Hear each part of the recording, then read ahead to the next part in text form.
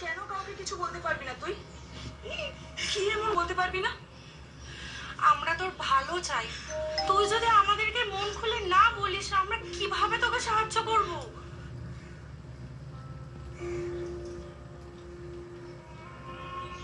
বিসর্জনের রাতে কি এমন ঘটেছে বল আমাকে।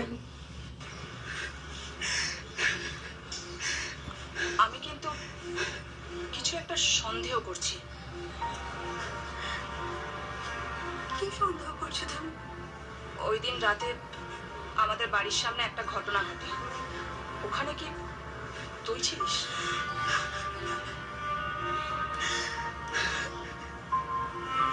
বল বোন, বল আমাকে।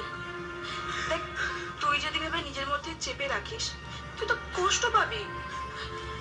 হয়তো বাবা মাকে অনেক কিছু বলা যায় না, কিন্তু দিদি বা বৌদিকে তো বলা যায়। তোর ওপর যদি কোনো অন্যায় হয়, আমরা প্রতিবাদ করব। লজ্জার কথা আমি কিভাবে বলবো? কি হয়েছিল সেদিন?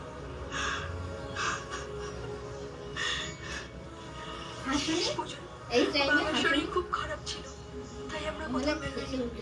দশমীর দিন খুব ইচ্ছে হলো ঠাকুর ভাসান দেখতে যাব, তাই আমার বন্ধু হরফকে ফোন করেছিল। ও বললো আমার সঙ্গে যাবে। আমরা দুজনে মন্ডপরায় ঠাকুর ভাসান দেখতে গেছিলাম। সেখানে ভাসান হতে 11টা বেজে গেল। আমরা দুজনে ফিরছিলাম।